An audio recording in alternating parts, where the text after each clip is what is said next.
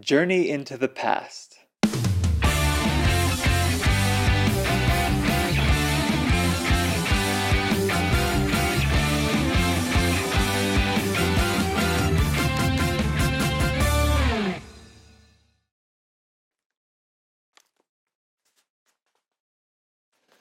This is the story of two friends who learn about ancient Egypt in a very unusual way. But they also learn something else. What do you think it is? The story starts one afternoon. Martin and Tilly were very excited. There was a new playground pyramid in the park. "Wow, look at that! Let's go," said Martin. "But we have to do our homework," said Tilly. Martin made a face. He didn't want to do his homework right now. He had an idea.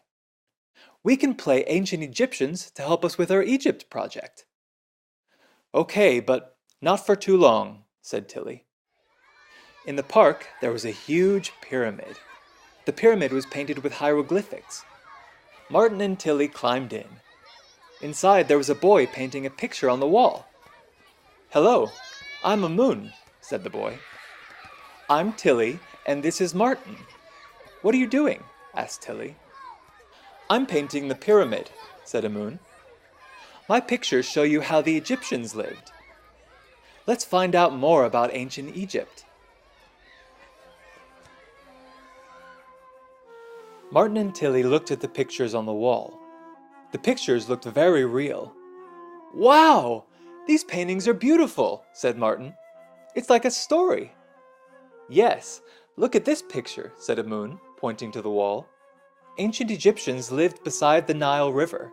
They fished and hunted for ducks." "Wow, look at all this long grass," said Martin, pointing to the grass in the picture. "That's papyrus," said Amun. "It grew beside the river. The Egyptians used it to make paper and shoes. They even built boats with it. Look, here's one.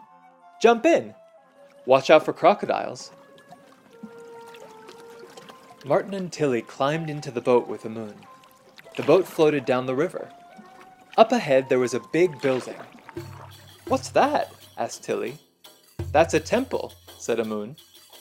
The Egyptians believed in lots of gods and goddesses. They built temples and painted them.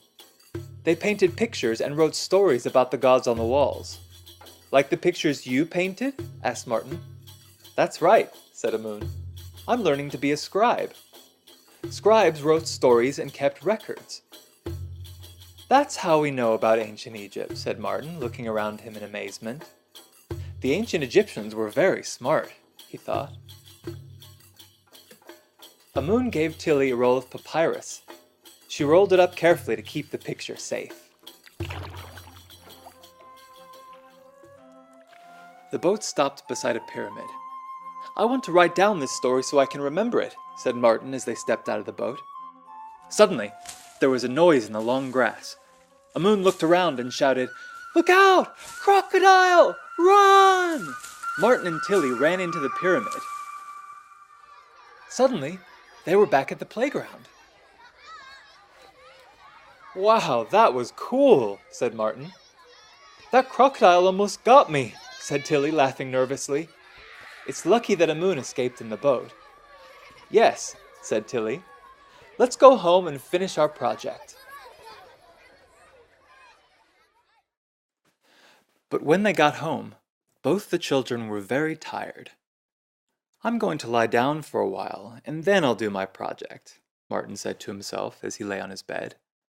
And in Tilly's house, when her mom called her for dinner, she found Tilly fast asleep sitting at her desk. That night, Martin and Tilly dreamed about the ancient Egyptians. They dreamed about Amun and his paintings and about crocodiles. And in their dreams, they made a wonderful project to show the class. The next day at school, their teacher asked them to present the project to the class. Martin looked nervous. Tilly looked at the floor. "What happened to your project, Martin?" "You won't believe us if we tell you. We played in the park and then fell asleep, said Tilly quickly. Really? Next time, do your homework first and then go out to play. Martin and Tilly looked at each other. It was a fantastic adventure, but they had learned their lesson.